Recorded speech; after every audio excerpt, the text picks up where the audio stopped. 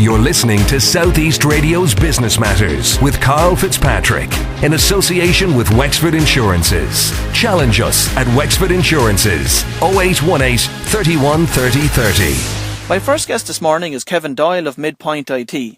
Kevin, you might start by telling me a bit about your own career, please. Right, Karl. Well, I'm in the industry about 21 years now at this stage. Started out way back in the early 90s. Network support type stuff, moved into multinationals, bringing foreign investment into the country. Around 2000, 2001, took a step back and thought internet was a place to be, re-evaluated my own situation and realised it was no place for a geek, it was actually someone who could do business. So since then I've basically been restructuring my business and focus on getting people on page one rankings, generating leads and sales. And tell me the type of training that you undertook to be able to put yourself in that position. Well, I'm trained as a coder from the very first day. Started way up back in 1991, so I understand structure, I understand the benefit of structure and what happens if you don't have structure. So applying that to these days, you've got websites that need to be structured effectively, code needs to be clean, but now Google has brought in a logic into the whole thing as well, which is balancing out websites all around the world, hence the rejig last week, which hit 1.4% of all English websites in the world. For lots and lots of website owners, the way that they've chosen to go up to now has been that their domain name is the name of their company. What are your thoughts on that? Okay, well, there's a myth and there's not a myth. So the story is you can get on page one if your name is Kevin Doyle, and you can be there for cars, you can be there for electronics, or you can go after electronics.ie, which gets you on the website on page one quicker, even if you are Kevin Doyle. Or you can go after, in my industry it would be search engine optimization. I can get my site ranking quicker than that than I can with Kevin Doyle / search engine optimization. Google actually looks at the first, we'll say 40 to 50 characters of your web domain, and that's what it looks for primarily and ranks you higher accordingly. So really what you're saying is that instead of a business, naming their website domain name as the business name itself, instead they should go down the road of looking to see exactly what their potential clients are searching for on the web. Absolutely. You've actually hit on a major point there. A lot of people out there right now with websites, they don't even understand what their customers are looking for. They think by typing in Kevin Doyle, they get to Kevin Doyle and whatever he does is what they're looking for. In fact, if Kevin sells power tools, when they type in power tools, they want to find Kevin. If they find Karl and Karl sells electronics, they want to type in electronics and find Karl. Most people have this concept that just because they rank as John Murphy, everyone's looking for John Murphy. And if you want to compete with John Murphys, then that's a race to the bottom. So getting people for what they do, a targeted audience, you target the traffic, you target their customer, and you get them to the site. In order to do that, business owners need to know what their customers are searching for. So how can they go about doing this research? Okay, well, Google actually provides free tools starting out. The agency tools would be a step aside, and that's what I would use. But as standard, there's a keyword tool within Google. You type in what people think they're going to type into a browser. This is another thing people don't realise. Every time you type something into a browser, Google grabs it and puts it off into a repository. The more people look for that, they will add it to their key tool. They'll actually be able to tell you how many people are looking exactly for what you do. And this is another concept. For example, if I type in the word doctors, I might get 3,000 people looking. If I take off the S and leave it at doctor, I might get 10,000. It depends on how many people are looking for the difference in the words. So start off with your keyword tool. If you sell radios, type in radios. It'll actually generate keywords for you that are very similar, and it'll tell you how many people globally and locally, depending, and you can go to any country in the world and research it for yourself as well in that tool.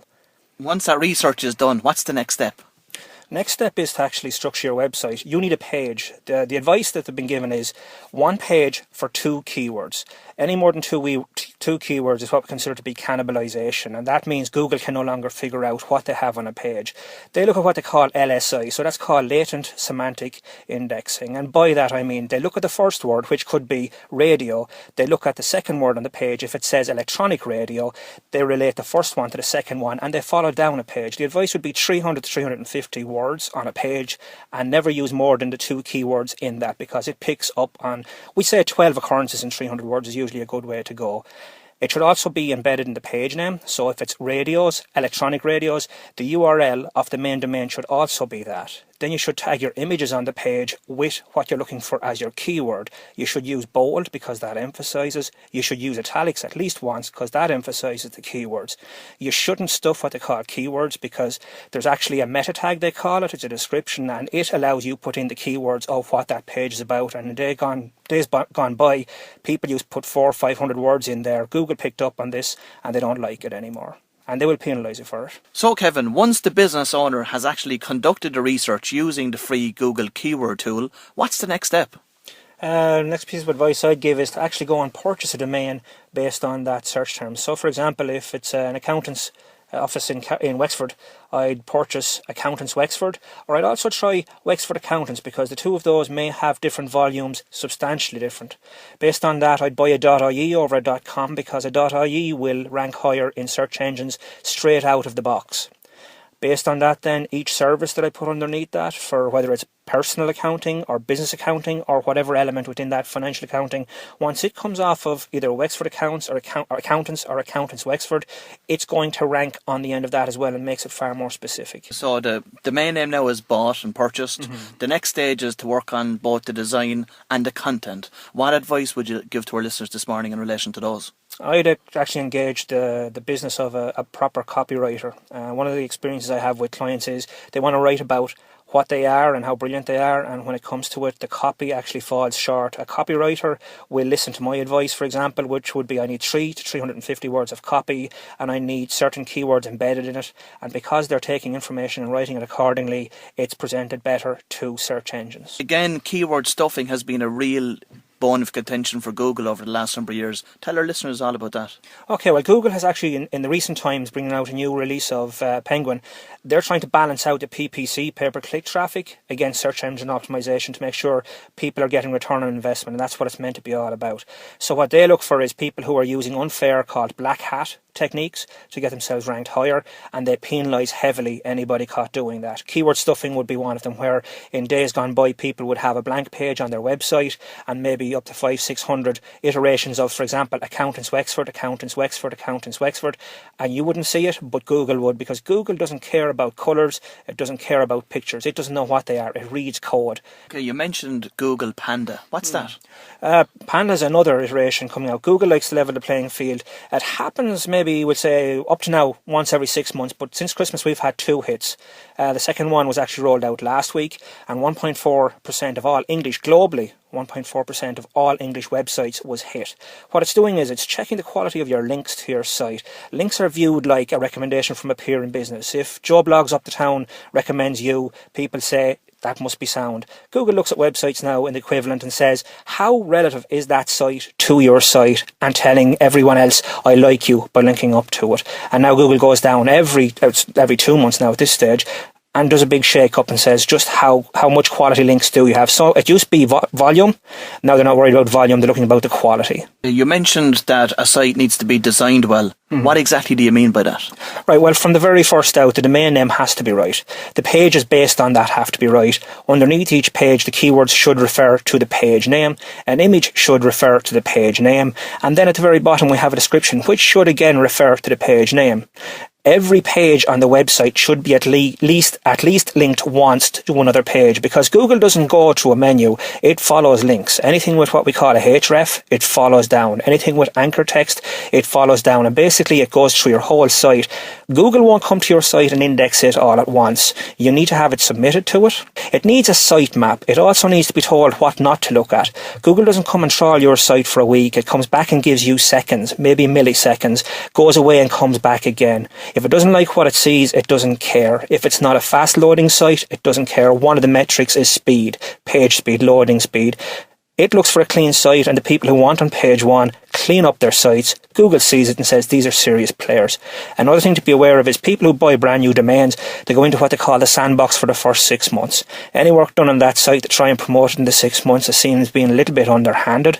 They also look at domain names purchased over a longer period as more beneficial than a short term. So for example, if I own a domain for 1 year and I'm not going to renew it, they don't view me the same, even if I'm doing the very same service as someone who has purchased it for 5 years, because they're looking for serious players who are spending time and effort in developing good quality for their customer. And they're only worried about your customer, not you, by the way. You need to remember that. Kevin, what are the common mistakes that business owners make with their websites? I see clients trying to buy back domains that were bought for €19 are now being sold back to them at $1,000 because it's after being a very profitable business.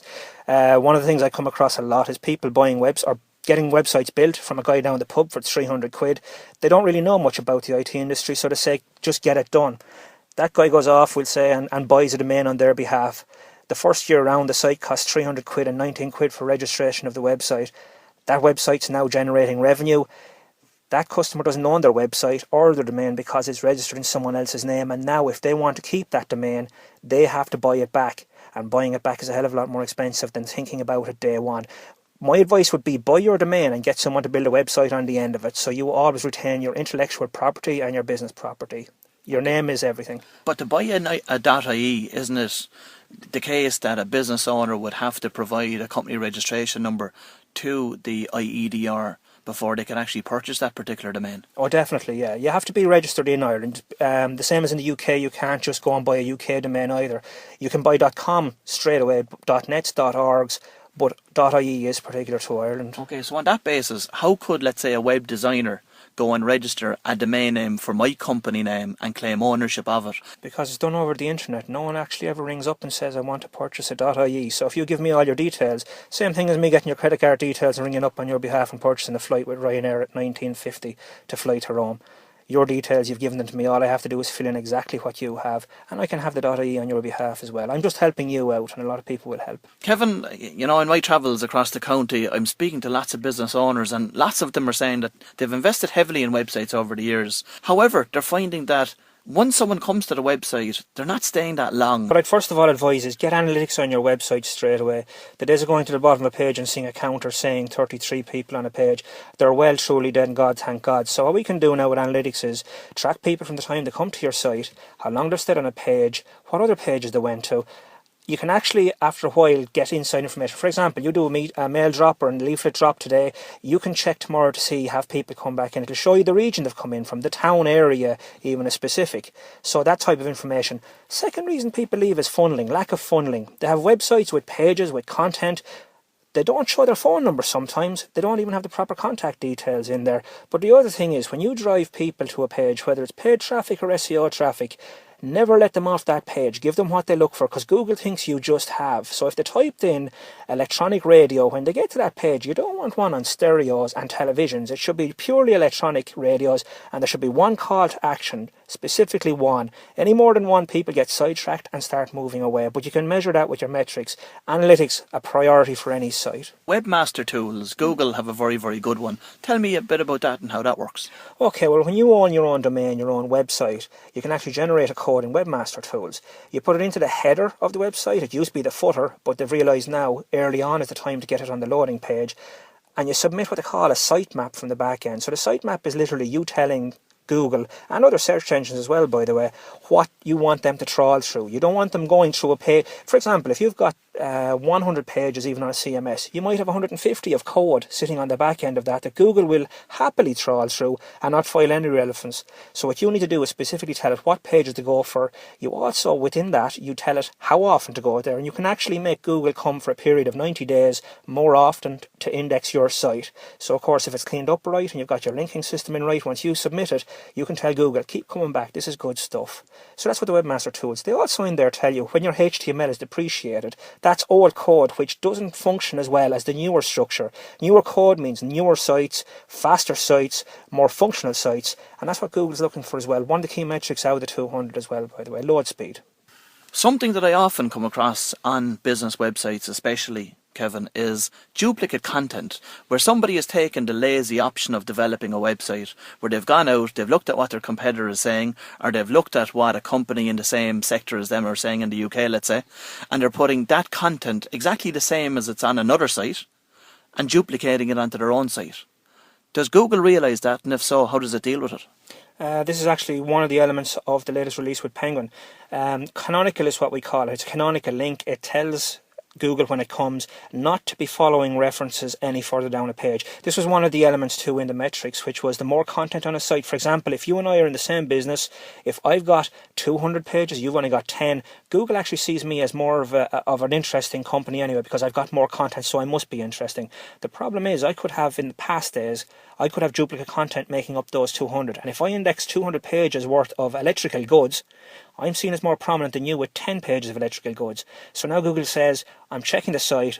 They use metrics to follow every page and your content, and when they see duplicate, they penalise you heavily. Hence, this recent release has rejigged the whole thing. People have disappeared for short terms of time, and some have gone forever. when a new domain is registered, that it goes into the Google sandbox for 6 months. One way to overcome that is to use Google pay-per-click advertising. What are your thoughts on pay-per-click? Pay-per-click traffic, very, very beneficial to start out with, obviously, because you can't get traffic to your website. It provides the tool, again, that we talked about, the keyword tool.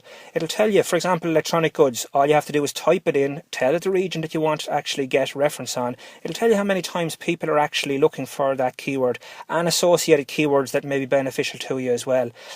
It allows you to drive traffic that's targeted for your specific audience to a page on your website. It gives you a small little bit of copy. You decide how much you want to spend per ad. The benefit of this is when people come on the internet, they're already looking for the service you provide. You just have to make sure you get in front of them.